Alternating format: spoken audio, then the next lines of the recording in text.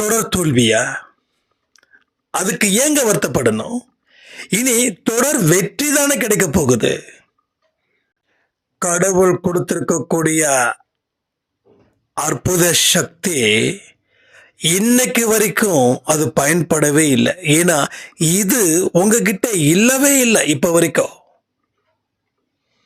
வெல்வதற்காகவே நீங்கள் படைக்கப்பட்டிருக்கிறீர்கள். ஒரு பெரிய சுமை உங்க மனசுல இருந்து உங்களுக்கே தெரியாம வீட்டை விட்டு வெளியில போக போகுது. இது வெல்வதற்கு உண்டான இடம். மதிப்பு இல்லாத நீங்க மதிப்பு மிக்கவர்களாக மாறும் நேரத்தில் நீங்க கோட்டை விட்டு உட்கார்ந்தீங்கன்னா மீண்டும் மதிப்பை இழந்து வாழ வேண்டிய நிலை சாகர வரைக்கும் போயிடும். எத்தனை கண்ணீர், எவ்வளவு ஏமாற்றம், எத்தனை துரோகங்கள், இதெல்லாம் கடைசி வரைக்கும் தாங்கிக்கிட்டே இருக்கணுமா என்ன? அவ்வளோ பெரிய பாவத்தை நீங்க செஞ்சிட்டீங்களா? உங்களை விட பாவம் செஞ்சவங்க இவ்வளோ கஷ்டப்படலையே. அப்ப என்னமோ ஒன்று இருக்குல்ல, அந்த என்னன்னு தெரிஞ்சுக்கணும்ல. தெரிஞ்சுக்கத்தான் இந்த பதிவு. நல்லா புரிஞ்சுக்கோங்க. அடுத்த 7 நாட்கள்ல கூட தலையெழுத்தை மாத்த போறாரு. சும்மா நான் உருட்டுல உண்மையான வார்த்தைகளை சொல்றேன். ஒரு நொடியுமே அவரால் ஆசீர்வதிக்கப்பட்டதா மாறணும் அப்படின்றதுதான் அவருடைய விருப்பம். ஆனா ஒரு நொடியையும் நாம எப்படி சூஸ் பண்றோன்றது தான் பெரிய ஒரு தலைவலியா இருக்கு. ஸோ தலைவலிகள் இருக்கும். ஆனா கொஞ்ச நேரத்துல எனக்கா தலைவலிச்சதுன்னு ஒரு தாட் வரும் பாருங்க. அப்படிப்பட்ட ஒரு சோகம், ஒரு துக்கம் இன்னைக்கு உங்களை விட்டு ஓட போகுது. தயாரா?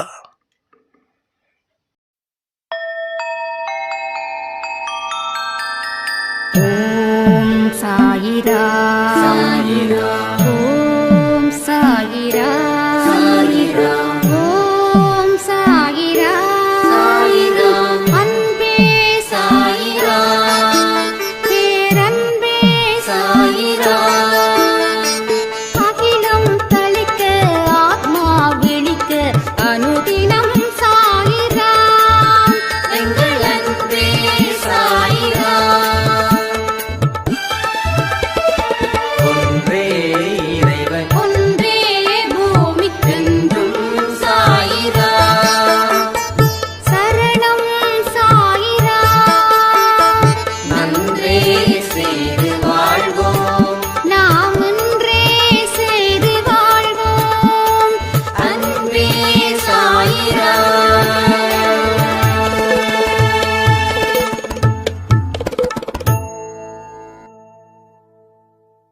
சாயிரா.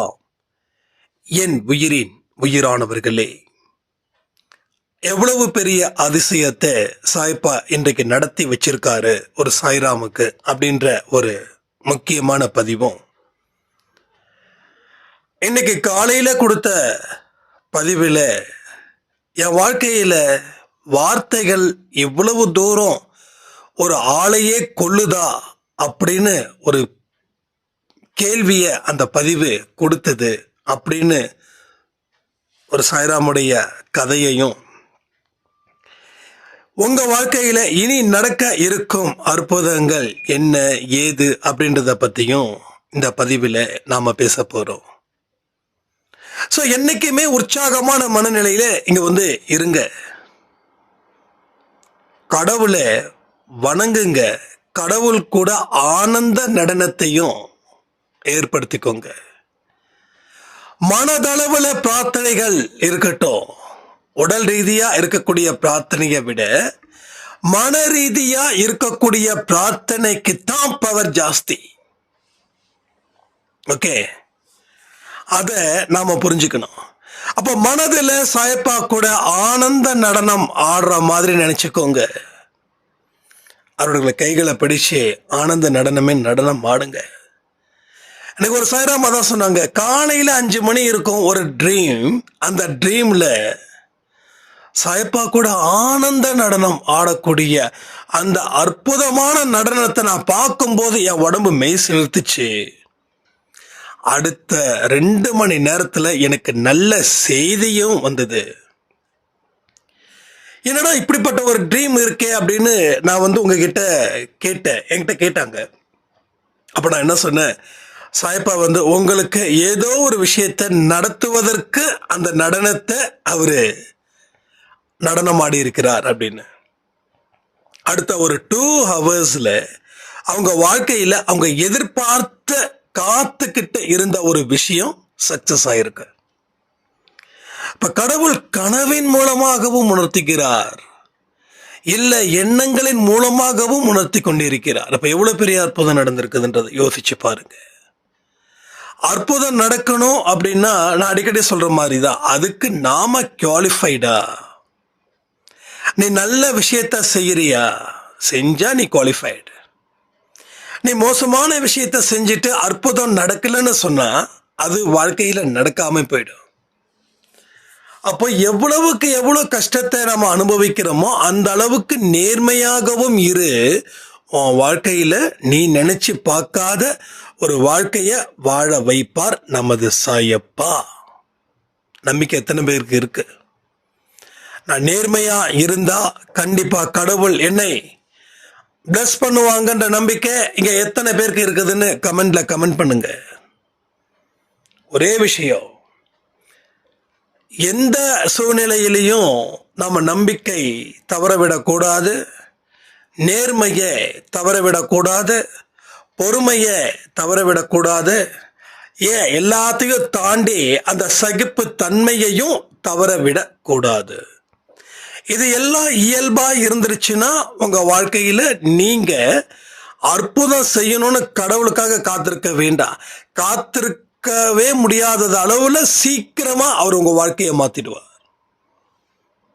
இப்ப கூட சொல்றேனே, அடுத்த 7 நாள் உங்களுக்கு என்ன நல்லது செய்ய முடியுமோ அதை எந்த பலனும் எதிர்பார்க்காமல் செஞ்சுக்கிட்டே இருங்க. இந்த நாள்ல இருந்து அடுத்த 7 நாள், அடுத்த மண்டேக்குள்ள உங்க வாழ்க்கையில ஒரு அருமையான அற்புதமான ஒரு நிகழ்வுகள் நடந்தே தீரும். அதை யாராலையும் தடுத்து நிறுத்த முடியாது. 100% நீங்க 7 நாள் ஒரு உண்மையான புனிதமான வாழ்க்கையை வாழக்கூடியவர்களா இருந்தா அடுத்த 7வது நாளில அற்புதங்கள் நடக்கும், நடந்தே தீரும். இதை எழுதி வச்சுக்கோங்க. ஏன்னா எல்லாமே நம்ம கிட்ட தான் இருக்கு. எல்லாமே நம்ம கிட்ட தான் இருக்குது. எதுவும் நம்ம கையை மீறி போகவும் கடவுள் விட மாட்டார். ஏன்னா அவருடைய பார்வையில நாம படுற மாதிரி நாம நடந்துகிட்டு இருக்கோம். உலக மக்கள் அத்தனை பேரும் கடவுளோட பார்வையில படுறாங்களா என்ன? இல்ல. நல்லவர்கள் மட்டும்தான் கடவுளோட பார்வையிலே இருக்க முடியும். தீயவர்கள் அவங்க நினைப்பாங்க கடவுளோட பார்வையில நான் இருக்கேன் அப்படின்னு. ஆனா உண்மை அது இல்லை. அது இல்லை, இல்லவே இல்லை. இப்போ நான் பேசுனா நீங்க கேட்கணும். அப்பதான் நான் பேசுனது உங்களுக்கு புரியும், நீங்க பேசுறது எனக்கு கேட்கும். இப்ப நான் பேசி அது உங்களுக்கு கேட்கல, நீங்க பேசி எனக்கு கேட்கலன்னா அது வேஸ்ட். அப்ப கடவுள்கிட்ட என்ன பண்றாங்க, எல்லாரும் கோயிலுக்கு போறாங்க, எல்லாரும் பிரார்த்தனை செய்யறாங்க. கடவுள் யாருடைய பிரார்த்தனையை கேட்கிறார்ன்றதுதான் இங்க கொஸ்டின். அப்போ நீ எந்த அளவுக்கு உண்மையானவனா இருக்கிறியோ அந்த அளவுக்கு பிரார்த்தனை செய்யற அளவுக்கு உன்னோட சிச்சுவேஷனை மோசம் பண்ண மாட்டார். நம்ம ஏன் பிரார்த்தனை பண்றோம்? ஒரு விஷயம் நடக்கல, அந்த நடக்காத ஒரு விஷயம் என் வாழ்க்கையில எனக்கு பிரச்சனைகளை ஏற்படுத்துது. ஒன்றும் இல்லை, எனக்கு தொழில் சரியில்லை, அதனால வருமானம் இல்லை, அதனால என் குடும்பத்தை தளிக்குது. அப்போ காசு ஒன்னே குறிக்கோள், ஆனா அதுக்கு எனக்கு வருமானம் வேணும். அப்போ என் தொழிலை ஆசீர்வதிக்கணும். அப்ப நான் போய் கடவுள்கிட்ட போய் கெஞ்ச முடியாது, என் தொழிலை ஆசீர்வாதம் பண்ண அப்படின்னு. அப்படி கேட்கறதால அவர் நடத்தி கொடுத்துருவாரா? இது ஒரு கேள்வி. ஆனா இப்போ நீ கடவுளோட பிள்ளையா இருந்துகிட்டேன்னா உனக்கு வருமானத்துக்கு குறைவில்லாமல் உன்னுடைய வருமானத்தை அவர் உண்டு செய்து கொண்டே இருப்பார். ஏன்னா நீ கடவுளுடைய குழந்தையா இருக்க, நீ உண்மையா இருக்க, உண்மையா உழைக்கிற, யாருக்கும் எந்த துரோகத்தையும் செய்யாம இருக்க, நல்லவர்களை மதிக்கிற, நல்லவைகளை ஆதரிக்கிற. அப்போ உனக்கு இருக்கக்கூடிய தீங்குகள் கூட உனக்கு நல்லது செய்யும், இல்லை அந்த தீங்குகள் உன்னை விட்டு விலகும். இப்போ உனக்கு வருமானத்துக்கு பிரச்சனை இல்லை, உன் புகழுக்கு பிரச்சனை இல்லை, பொருளாதாரத்துக்கு பிரச்சனை இல்லை, யாரும் எதிர்த்து பேசுவதற்கும் தயாரா இல்லை. அப்போ உனக்கு எதுக்கு பிரார்த்தனை? புரியுதா? அப்ப பிரார்த்தனை யாருக்கு குறைஞ்சிருக்குதோ அவர்கள் கடவுள்கிட்ட நெருங்கி இருக்காங்க, இல்ல கடவுள் அவங்க கிட்ட நெருங்கி இருக்காங்க.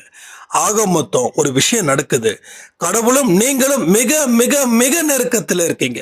அவ்வளவு சீக்கிரம் அந்த புனிதமான ஒரு நிகழ்வுகள் நடக்காது. புனிதமான மனிதர்களுக்கு மட்டுமே புனிதமான நிகழ்வுகள் நடக்கும். ரைட்டா?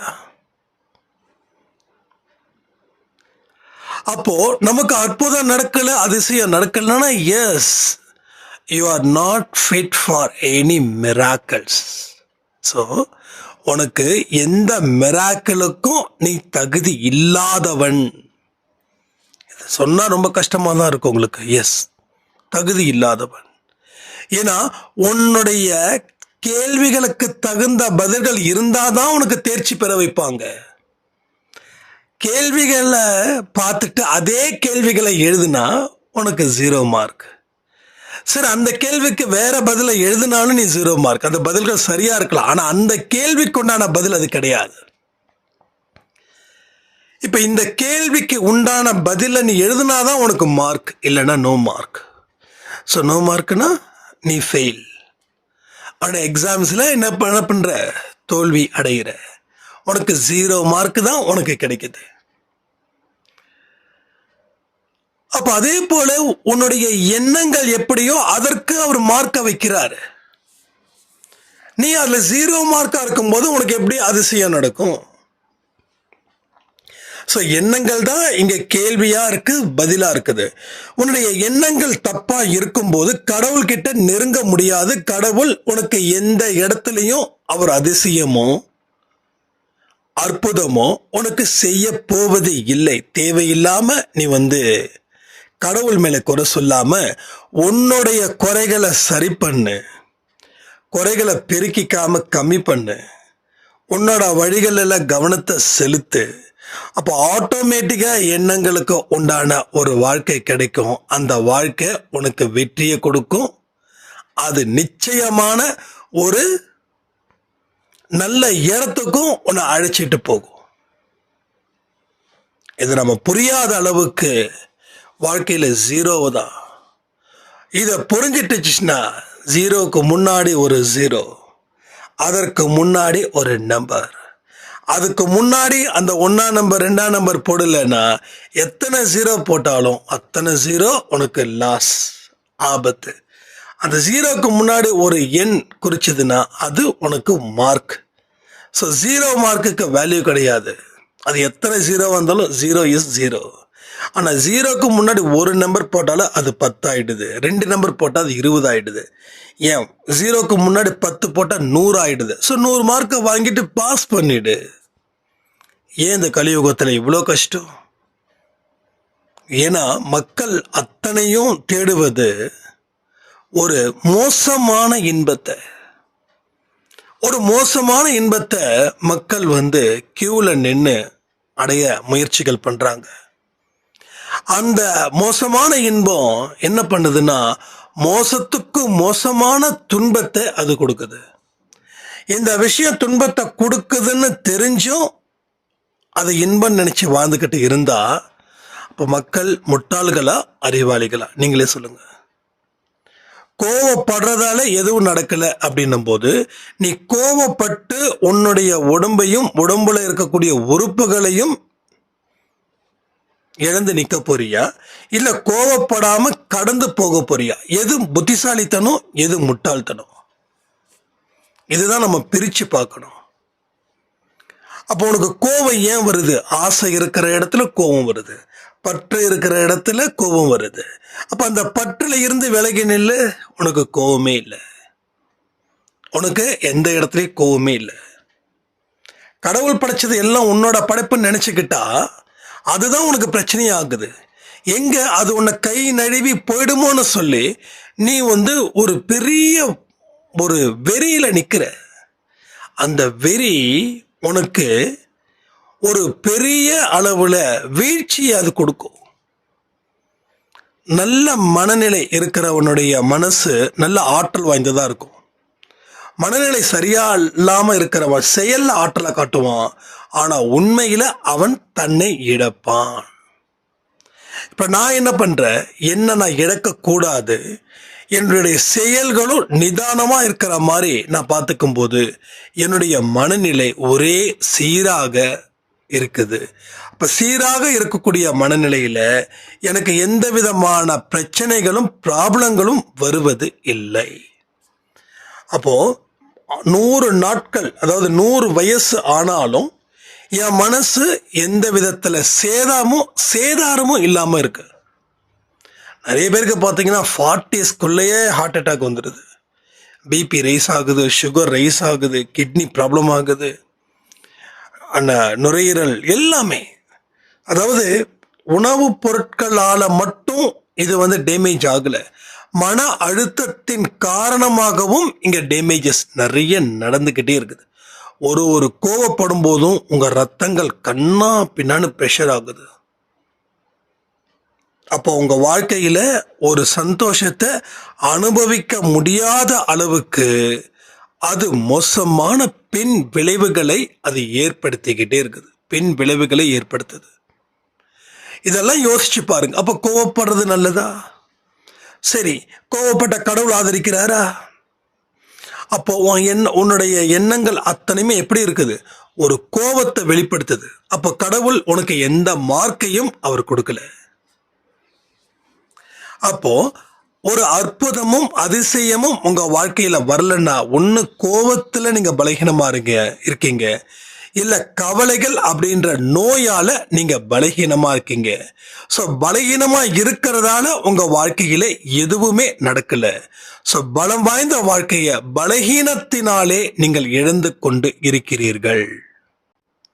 இப்பயும் சொல்றேனே, ஒரு அருமையான வாழ்க்கையை தான் அவர் உங்களுக்கு அமைச்சு தரார். அவர் அமைச்சு தரார். அவருடைய மேற்பார்வையில நீங்க இருக்கணும்னு சொல்லி தான் அவர் இந்த அன்பேசாய் குடும்பத்துல உங்களை உள்ளேயும் அழைச்சிட்டு வந்திருக்கார். அப்ப அன்பேசாய் குடும்பத்துல இல்லாதவங்க அவரோட மேற்பார்வையில இல்லையான்னு கேள்விகள் கேட்க வேண்டாம். என்னன்னா, இதுவும் ஒரு இடமா இருக்குது, இன்னொன்னும் ஒரு இடமா இருக்குது. உங்களுக்கு யாராருக்கு எப்படிப்பட்ட விஷயங்கள் பிடிச்சிருக்குதோ அதற்கு தகுந்த மாதிரி அவர் பிரிச்சு கொடுக்கிறார் இங்க. அப்போ அதனாலதான் இங்க பல விஷயங்கள், பல அற்புதங்கள் இங்க தொடர்ந்து நடந்துகிட்டே இருக்குது. காலையில விடிய காலையில நடனம் புரிஞ்சவர் அடுத்த 2 மணி நேரத்துல அந்த சாய்ராமுக்கு ஒரு பெரிய மிராக்கிளை கொடுத்துருக்காருன்னா யோசிச்சு பாருங்க. அதே போல இன்னைக்கு காலையில கொடுத்த பதிவிலையும் எந்த மாதிரியான வார்த்தைகள் பேசுறதால நம்ம வாழ்க்கை மோசமான ஒரு இடத்துக்கு போகுதுன்னு சொன்னதுல ஒரு சாய்ராம் சொல்றாங்க, உண்மைன்னா இது 100% உண்மை. நாமெல்லாம் எந்த வார்த்தைகள் பேசுறோமோ அந்த வார்த்தைகள் படிதான் வாழ்க்கைய ஆரம்பிச்சிருக்கோம். இன்னைக்கு காலையில என்னுடைய தாத்தா, அவருக்கு வயசு 90 இருக்கும், அந்த அம்மா சொல்றாங்க 90 இருக்கும். அவர் சொல்றாரு, ஏன் பாப்பா இப்படி உன் பொண்ணை திட்டிக்கிட்டே இருக்க, நீ அறிவில்லாதவன், அறிவில்லையான்னு கேட்டா குழந்தை அறிவில்லாமலே போயிடும்.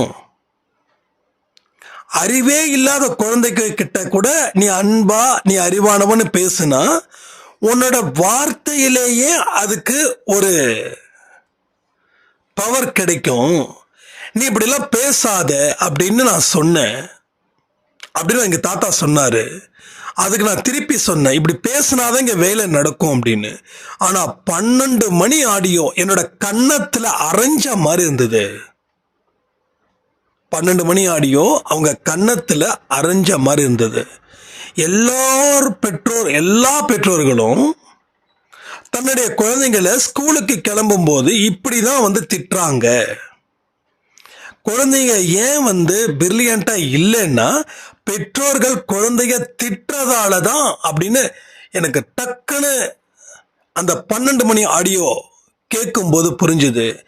உடனே என்னோட தாத்தா கிட்ட சொன்னேன், தாத்தா என்னை மன்னிச்சுடு, நீங்க சொன்னதை நான் கேட்கல, கடவுள் வந்து எனக்கு வேற ஒரு ரூபத்துல புரிய வச்சிருக்காரு அப்படின்னு சொல்லும்போது எங்க தாத்தா சொன்னாங்க, பெரியவங்களை மதிங்க, பெரியவங்க கிட்ட நிறைய விஷயங்கள் இருக்குது, அவங்க அனுபவம் வேற, அதனால பெரியவங்க சொல்றதை கேளுங்க அப்படின்னு. அவங்க எங்களுடைய அப்பாக்கள், எங்களுடைய தாத்தாக்கள் எங்களுக்கு நிறைய விஷயத்த சொல்லி கொடுத்தாங்க. ஆனா இப்ப வரவங்க யாரும் எதுவும் பண்றது இல்லை அப்படின்னு. அதையும் நம்ம 12 மணி ஆடியோல சொல்லியிருக்கோம். இப்ப நம்ம சொன்னது எல்லாம் அந்த தாத்தா பார்க்கல, ஆனா இவங்களுக்கு அதுக்கு மேலும் ஒரு அதிர்ச்சி என்ன, நம்ம அதையும் நம்ம சொல்லியிருக்கோம்.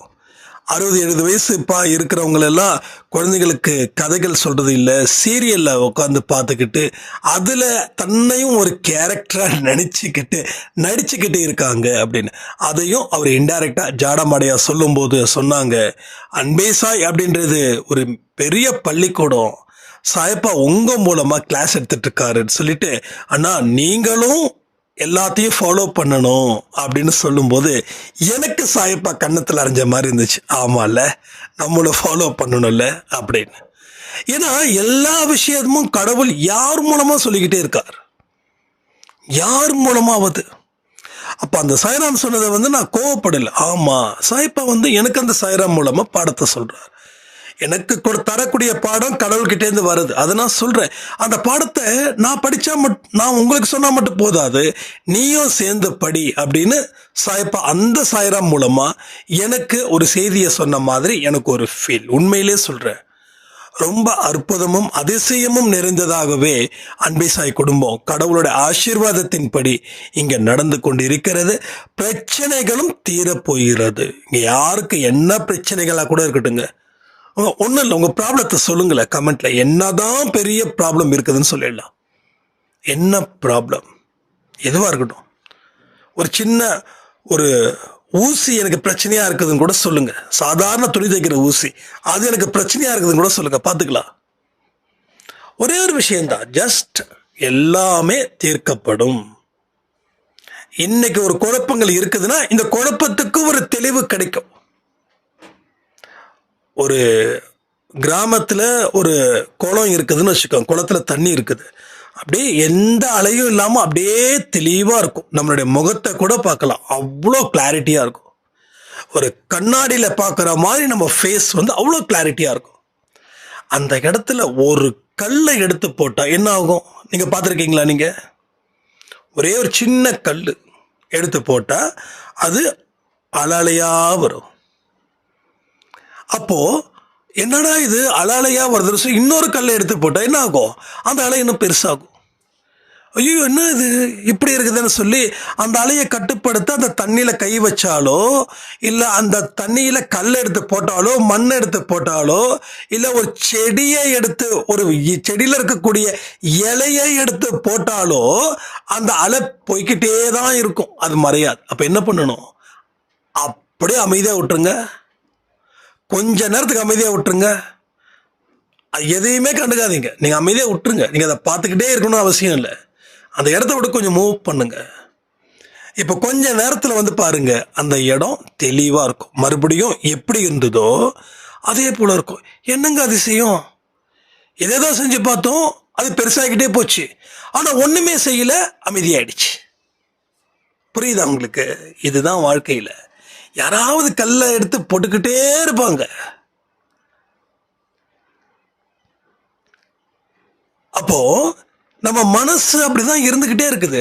அப்படியே அமைதியா இருந்து பாருங்க, அமைதியா இருங்க. இப்படி ஆயிடுச்சு, நிலைமை சரியாகணுமே ஃபீல் பண்ணாதீங்க.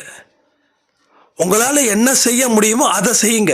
நீங்க எதை செஞ்சாலும் மறுபடியும் ஒரு குழப்பத்தை கொடுக்குதுன்னா அது எந்த காரணத்தை கொண்டு செஞ்சிடாதீங்க. உங்களுக்கு அதுக்கு சம்பந்தம் இல்லை, நிறுத்தி வைங்க. நிறுத்தி வைக்கப்பட்டது ஒரு நாள் மீண்டும் நம் வசப்படும். அதாவது வசப்படும்னு 50% நான் சொல்லுவேன், வசப்படாமல் இருக்கணும் சொல்லுவேன். எது வந்தாலும் ஏற்றுக்கக்கூடிய மனப்பக்குவமும் வந்துடும், அவ்வளோதான். இன்னைக்கு எனக்கு வேணும்னு நினைக்க ஒரு விஷயம் நாளைக்கு எனக்கு தேவையில்லாம கூட போகலாம். நிறைய விஷயங்கள் அப்படிதான் நம்ம லைஃப்ல நடந்திருக்குது. நேத்து ஒருத்தர் அளவுக்கு மீறி விரும்புனீங்க, அவங்க வேண்டான்னு சொல்லிட்டு போனாங்க. அப்ப இன்னைக்கு அவங்க தேவையில்லைன்னு முடிவு பண்றீங்க. ஒரே ஆளு நேத்து தேவைப்பட்டாங்க, இன்னைக்கு தேவைப்படல. ஸோ இது ஒரு உதாரணத்துக்கு சொல்றேன். இப்படிதான் இங்க எல்லா விஷயமும் நடக்குது. அப்ப நேத்து இருந்த மனநிலையில எனக்கு தேவை, இன்னைக்கு என் மனநிலையில ஒரு மாற்றம், அப்ப எனக்கு தேவையில்லை. நேற்றும் நான் தான், இன்றும் நான் தான், நாளையும் நான் தான். ஆனா என்னுடைய மனது வேணும்னு சொல்லுது, வேண்டாட்டே சொல்லுது. வேணும்னாலும் அதற்கு உண்டான ஒரு காரணத்தை சொல்லுது, வேண்டாம் அப்படின்னு சொன்னாலும் அதற்கு உண்டான ஒரு காரணத்தையும் சொல்லுது. சொல்லுதா இல்லையா? ஒருத்தர் பிரிஞ்சு போயிட்டாருன்னா நல்ல வேளை அவன் போனது நல்லதுன்னு தோணுது. அதே போல ஐயோ பிரிஞ்சு போயிட்டாரு, அவர் போகாம இருந்திருந்தா நான் எவ்வளவு சந்தோஷமா இருப்பேன்னு தோணுது. இப்போ எது சரின்னே நமக்கு தெரியல. ரெண்டுமே சரிதான். எது சரின்னு தெரியலன்னு சொல்றதை தாண்டி ரெண்டுமே சரிதான். இருந்தாலும் சரிதான், இல்லைன்னாலும் சரிதான். என்ன குடிமொழிக்கு போயிடுச்சு? உலகம் அழிஞ்சிடுச்சா? இல்லை உங்களுக்கு தேவையான உங்களுடைய உடல் உறுப்புகள் ஏதாவது மோசம் போயிடுச்சா? எதுவும் போகல. ஆனா விடாப்படியா ஒரு விஷயம் வேணும்னு சொன்னா நடக்கும். Just like that. எஸ், நான் கடந்துட்டேன், கடந்து வந்து நீண்ட காலம் ஆகுது. அது ஒரு மெமரிஸ், அவ்வளவுதான். ஸோ வாழ்க்கையில ஒவ்வொரு மனுஷனும் மெமரிஸ் தான். கஷ்டத்தை கொடுத்தவனும் மெமரிஸ், வாழ்க்கையில சந்தோஷத்தை கொடுத்தவனும் மெமரிஸ். ஆனா இங்க சந்தோஷத்தை கொடுத்தவனும் ஒருத்தன், அதே சந்தோஷத்தை கொடுத்தவன் தான் விஷத்தையும் கொடுத்தான்னும் போது நம்ம மனசு ஏத்துக்க மறுக்குது. ஆனா ஏத்துக்க பழகிட்டா வாழ்க்கையில எதை வேணாலும் சாதிக்கலாம். ஆனா ஏத்துக்க பழகலைன்னா வாழ்க்கையில எதையுமே சாதிக்க முடியாம பலர் அவமானமா பேசக்கூடிய நிலைக்கு நாம் தள்ளப்படுவது நிச்சயம்.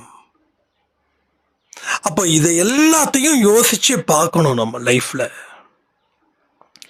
கடவுளோட அற்புத சக்தி, கடவுள் கொடுக்கக்கூடிய பேரானந்த நிலை, இதை எல்லாத்தையும் விட்டுட்டு நாம வேற திசையில பயணங்கள் மேற்கொண்டா சந்தோஷம் கொடுத்தா பரவாயில்ல. ஆனா சந்தோஷத்தை தாண்டி துக்கத்தை தானே கொடுக்குது. 10% சந்தோஷம், ஆனா 90% துக்கம். அப்போ இதனால எனக்கு கிடைக்கக்கூடிய துக்கம் பின்னாடி இத்தனை பெர்சன்டேஜ்னா எனக்கு 10% சந்தோஷம் வேண்டாம். அதாவது இன்னைக்கு உனக்கு பிடிச்ச சுட சுட ஒரு பிரியாணி, ஒரு சிக்கன் பிரியாணி நான் தரேன். ஆனா அடுத்த 10 நாளைக்கு பழைய சோறு உனக்கு கிடைக்காது. ஓகேவானா நீங்க என்ன பண்ணுவீங்க? பிரியாணி சாப்பிடுவீங்களா இல்ல விட்டுருவீங்களா? கடவுள் சொல்றாரு, இதை பாருப்பா, இன்னைக்கு இரவு உனக்கு பிரியாணி கேட்குற, நான் இந்த பிரியாணியை நான் உனக்கு கொடுக்குறேன், நீ எவ்வளோ வேணாலும் சாப்பிடு, அன்லிமிட்டா சாப்பிடு. நீ சாப்பிட்டு முடிச்சதுக்கு அப்புறம் அந்த பிரியாணி காணாம போயிடும்.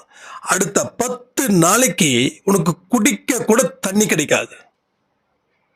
அது ஓகேனா நீ பிரியாணியில கை வை, வேண்டான்னா பிரியாணியை வேண்டான்னு சொல்லிடு.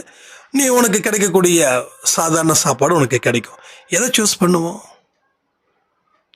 அறிவாளியா இருந்தாலும் சரி, அறிவு குறைஞ்சவனா இருந்தாலும் சரி, எதை சூஸ் பண்ணுவோம்? இப்ப இன்னைக்கு பிரியாணியை சாப்பிட்டுட்டு நான் சாப்பிட்றதா?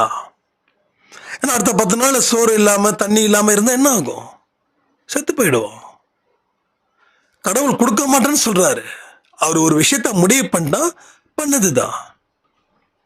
அப்போ 10% நமக்கு சந்தோஷத்துக்காக 90% ஏன் துக்கத்தை சுமக்கணும்? அப்ப நம்ம பைத்தியக்காரனா? எஸ், நம்ம பைத்தியக்காரனா இருக்கும். இப்போ எப்படி பிரியாணி சாப்பிட்டுட்டு ஐயோ உயிர் போயிடுச்சேன்னு சொல்லி அடுத்த 10வது நாள் கதறதுக்கு பிரியாணியை தூக்கி எறிகிறது நல்லதா இல்லையா? பிரியாணியை நம்ம கண்ணுக்கு முன்னாடி இருக்கணும், தூக்கி எறியணும். எனக்கு 10 நாள் பழைய சோறு போதும், ஏன்னா நான் உயிர் வாழணும். அப்ப நான் விஷத்தை சாப்பிட்ற மாதிரி. ஏன்னா அடுத்த 10 நான் வச்சிருக்கிறது அமிர்தமே இருந்தாலும் அது எனக்கு விஷம். இதை சாப்பிட்டா அடுத்த 10 நாளைக்கு எனக்கு சோறு இல்லை, தண்ணி இல்லை. அந்த மாதிரி நினைச்சு பாருங்க உங்களுடைய அந்த இன்பத்தை. புரியுதா? இன்பத்தையும் சரி, கவலையும் சரி. அதாவது சந்தோஷத்துல கடவுளை பார்க்காம இருக்கிற கூட்டமும் இருக்குது, கவலையால கடவுளை பார்க்காத கூட்டமும் இருக்குது. சந்தோஷத்துல விழுந்து கடந்தாலும் மூளை மங்கி போயிடுது. கவலையில் மூழ்கி கடந்தாலும் மூளை மங்கி போயிடுது. இதை கொஞ்சம் விலக்கி வச்சாதான் வரவேண்டிய நல்ல விஷயங்கள் உங்களுக்கு தொடர்ந்து வரும். இல்லைன்னா அத்தனையும் புஷ்ஷுன்னு போயிடும். நிறைய விஷயங்கள் புரிஞ்சுக்கிட்டு வாழ்க்கையில் வாழ்வோம். ஒரு நொடியும் கடவுள் காட்டக்கூடிய இன்பத்தில் நாம் பயணங்கள் செய்வோம். ஒரு அற்புதமான அதிசயமான சக்தி நமக்குள்ள இருக்குது. அது இயங்கணும் அப்படின்னா அதை நாம் மதிக்கணும். அது மதிச்சாதான் அது இயங்கும். அதை உணர்ந்தாதான் அது இயங்கும். ஒரு ஃபேன் இருக்குது, வேர்க்குது, பயங்கர வெயில். அந்த ஃபேன் சுவிட்ச் ஆன் பண்ணாதான் அது ஃபேன் ஓடும். இல்லைன்னா சான்ஸே கிடையாது. சுவிட்ச் போடாமல் ஃபேன் ஓடவே ஓடாது. அப்போ அந்த ஃபேனை இயக்கணும்னா அதுக்கு சுவிட்ச் தேவைப்படுது. அதே போல் நம்மளுக்கு கொடுத்து இருக்கக்கூடிய அந்த ஆற்றலும் சக்தியும் இயங்க வேண்டும் என்றால் அதை உணர்ந்தால் மட்டுமே அது இயங்க முடியும். அதை இயங்க வைக்கவும் முடியும். அதை உணராமல் நாம் என்ன பண்ணிட்டு இருக்கோம்? பித்து பிடித்தவர்கள் போல இருந்துக்கிட்டே இருக்கோம். எங்கள் வீட்டில் ஃபேன் இருக்குது, ஆனால் காற்று வரலை, எனக்கு உடம்பு வேர்க்குது, தூக்கம் வரலை, கொசு கடிக்குது அப்படின்னு. அப்புறம் கடைசியில் பார்த்தா, ஏம்மா சுவிட்ச் போட்டால் தானம்மா ஃபேன் ஓடும், சுவிட்ச் போடலைன்னா ஃபேன் எப்படிமா ஓடும்? யாராவது சுவிட்ச் போட்டாங்கன்னா, ஓ சுவிட்ச் போட்டால் தான் என்னுடைய பிரச்சனைகள் தீருமா? எஸ். உங்களுடைய ஆழ்ந்த அறிவு என்னைக்கு வேலை செய்ய ஆரம்பிக்குதோ, என்னைக்கு அது சிந்திக்க ஆரம்பிக்குதோ, சிந்திச்சதை செயல்படுத்த ஆரம்பிக்குதோ, அன்னைக்கு இருட்டில் இருக்கக்கூடிய நீங்கள் எங்க வருவீங்க? வெளிச்சத்துக்கு வருவீர்கள். இல்லைன்னா கடைசி வரைக்கும் இந்த இருட்டிலே பயணங்கள் செய்து கொண்டே தான் இருக்கணும். ஸோ இது மாதிரி நிறைய விஷயங்கள் நமக்குள்ளே இருக்குங்க. அதை தேடணும். நமக்குள்ள கேள்விகள் கேட்டுக்கிட்டே இருந்தாதான் பதில் கிடைக்கும். நான் கேள்வியே கேட்க மாட்டேன்னா பதிலே இல்லை. அப்போ எதுவுமே பண்ணாமல் அப்படியே உட்காந்துருந்தா ஃபேனும் ஓடாது, லைட்டும் எரியாது. ரைட்டா? அப்போ ஆற்றலும் சக்தியும் ஒவ்வொரு மனுஷனுக்கும் கடவுளால் நீங்கள் பிறந்த உடனே நிரப்பப்பட்டது. அது அந்தந்த நேரத்துக்கு அது வேலை செய்யும். ஆனால் ஒரு பர்டிகுலர் ஏஜுக்கு மேலே அது வேலை செய்யலை. ஏன்னா மனிதனுடைய அவ்வளவு ஒரு டிப்ரெஷன், அவ்வளவு ஒரு கஷ்டம், அவ்வளவு ஒரு பாரம் எல்லாமே சேர்ந்து அவனை தாக்குது. ஒரு கஷ்டத்தையும் அவன் என்ன பண்ணுறான்? ஒரு யுகத்தை கடக்கிற மாதிரி நினைக்கிறான். ஆனால் அது யுகமே இல்லை. கண்ணை மூடி கண்ணை திறக்கிறதுக்குள்ள கஷ்டத்தை நாம கடக்கலாம். ஒன்னே ஒண்ணுதான், சவால்களை எதிர்கொள்வதற்கு தேவையான துணிவு இருந்தா போதும். அப்ப தேவையான துணிவு இருக்குதுன்னா அப்ப அந்த ஆற்றலும் சக்தியும் உள்ள இருக்குது. உங்களை ஒருத்தங்க அடிமை ஆக்கிக்கிட்டே இருக்கிறாங்கன்னு வச்சுக்கோங்களேன். உங்களுடைய லாங்குவேஜிலே சொல்றேன், உங்களை ஒருத்தங்க அடிமை ஆக்கிக்கிட்டே இருக்காங்கன்னா அவங்க சொன்னதுக்கெல்லாம் நீங்க தலையாட்டிக்கிட்டே இருந்தீங்கன்னா திரும்ப திரும்ப உங்களை அடிமைப்படுத்திக்கிட்டே இருப்பாங்க. இப்ப இவங்க மட்டும் இல்லை, இவங்க கூட சேர்ந்தவங்களும் உங்களை அடிமைப்படுத்திக்கிட்டே இருப்பாங்க. என்ன ஏதுன்னு கேட்க ஆரம்பிச்சிங்கன்னா அங்க ஒருத்தனும் இருக்க மாட்டாங்க. அப்போ எதையுமே துணிவு இல்லைன்னா உங்களால வாழ்க்கையில சாதிக்க முடியாது. தைரியம் இல்லை, கோழைகளாகவே வாழ்ந்துட்டு போறோம்னா ஓகே, நோ ப்ராப்ளம். ஆனால் கோழைகளாக வாழ்ந்தால் மீண்டும் அடுத்த ஜென்மத்திலும் அதே கோழைகளாக பிறந்திடுவோம். அது புரிஞ்சுக்கணும். அப்போ இந்த ஜென்மத்துக்கு தேவையான தைரியத்தை நீங்கள் இழந்துட்டீங்கன்னா அடுத்த ஜென்மத்திலையும் இதே மாதிரி தான் பிறக்கணும். அப்போ அந்த தைரியத்தை வச்சு அந்த கோழைத்தனத்தை அழிச்சிடலாம், துணிவோடு எதிர்த்து நின்று போராடலாம். அப்போ கடவுள் கொடுக்கக்கூடிய அந்த ஆற்றல் சக்தி இன்னும் என்னென்னலாம் இருக்குதோ அத்தனையும் உங்களுக்கு பயனுள்ளதாக அமையும். இல்லைன்னா there is no use. பொருளை வாங்கி வச்சுட்டு யூஸ் பண்ணாமல் இருக்கிறது நிறைய பேர் இருக்காங்க. பொருளுடைய பயன்பாடு இருக்கும்போது தான் சந்தோஷத்தை கொடுக்கும், இல்லைன்னா சந்தோஷத்தை கொடுக்காது. எல்லா வீட்லையும் ஒரு கார் வாங்கி நிறுத்தணும், ஓகே. ஆனால் கார் அந்த வீட்டர்களுக்கு ஓட்ட தெரியாது. எதுக்கு கார் வாங்குனீங்கன்னா எல்லார் வீட்லையும் நிற்குது, என் வீட்டில் நிறுத்தி வச்சிருக்கேன். சில பேர் பார்த்தீங்கன்னா வாஷிங் மிஷின் வாங்குவாங்க, ஆனால் துவைக்கவே மாட்டாங்க, கையில் துவைப்பாங்க. ஏன்னா எல்லார் வீட்லையும் வாஷிங் மிஷின் இருக்குது, என் வீட்லையும் வாஷிங் மிஷின் இருக்குது. யூஸ் இருந்துச்சுன்னா அது யூஸ் பண்ணணும். யூஸ் இருக்குது அப்படின்னா அது யூஸ் பண்ணாமல் இருந்தால் அது வேஸ்ட் ஆகிடும். அது பொருளுக்கு செய்யக்கூடிய ஒரு பாவம் மாதிரி. புரியுதா? அதே போலதான் நம்மளுடைய மனசுலையும் அத்தனை ஆற்றலும் அத்தனை சக்தியும் இயல்பாகவே நம்முள் இருக்கிறது. அதை பயன்படுத்தாத வரை எந்த பிரயோஜனமான விஷயமும் உங்க வாழ்க்கையில நடக்க போவதே இல்லை. எது நடக்கணுமோ அது நடக்குதுன்னு சொல்ல வேண்டாம். எது நடக்கணும்னு நீங்க நினைக்கிறீங்களோ அதை நோக்கி நீங்க நடந்தீங்கன்னா அது ஆட்டோமேட்டிக்கா நடக்கும். அது இல்லைன்னா எப்பயும் நடக்காது, இப்பயும் நடக்காது, எங்கேயும் நடக்காது. ரைட்டா? ஸோ நிகழ்காலத்தில் இப்போவே எல்லாத்தையும் யூஸ் பண்ணிக்க ஆரம்பிச்சிருங்க. உங்கள் அறிவு, ஆற்றல், சக்தி எல்லா விஷயத்தையும் இந்த பொழுதே யூஸ் பண்ணிடுங்க. இந்த பதிவு கேட்டால் கூட என்னமோ ஒரு விஷயங்கள் உங்களுக்கு ஆணித்தரமாக சட்டுன்னு போடும். அதுதான் கடவுள் கொடுக்கக்கூடிய ஒரு எச்சரிக்கை. இதை செய்ப்பா, ஏன் செய்யலை? அவ்வளோதான் அவர் கேட்குறாரு. நீ செஞ்சா நான் உனக்கு கவனத்தோட உன் கூடவே இருப்பேன். நீ செய்யலைன்னா நீ என்னைக்கு செய்யறியோ அன்னைக்கு வர. கடவுளுடைய உறவு நமக்கு வேணும். கடவுள் கூட உறவு எப்ப கிடைக்கும்? நீ என்னைக்கு துணிந்து கடவுள் மேல நம்பிக்கையை வச்சு உன்னோட அறிவை வச்சு நீ அடியெடுத்து வைக்கிறியோ அன்னைக்கு அவர் உனக்கு துணை புரிவார். பகவத்கீதையில் கூட பாருங்களேன், போர்க்களத்துக்கு அர்ஜுனன் போனதால தான் கிருஷ்ணர் உபதேசித்தார். போர்க்களத்துக்கு போகாம என்ன பண்றது அர்ஜுன் அப்படின்னா கடவுள் வந்திருக்க மாட்டார். நல்லா புரிஞ்சுக்கணும். அப்போ அந்த திரௌபதி துகிலுரியும் போது கைகளை சமர்ப்பணம் செய்யும் போது, சரணாகதி அடையும் போது தான் கடவுள் வர்றார். அப்போ நீ ஏதாவது ஒரு விஷயத்தை செயல்பட்டாதான் நான் துணை புரிவேன். செயல்படாமலே எனக்கு துணை புரினா நான் எங்கே துணை புரிய முடியும்? எப்படி துணை புரிய முடியும்? இது கடவுளுடைய கேள்வி. அந்த கேள்விக்கு ஒரு நல்ல பதில்களை சொல்லணும்னு சொல்லி இந்த பதிவை நான் முடிக்கிறேன். ஜெய் சாய்ராம்.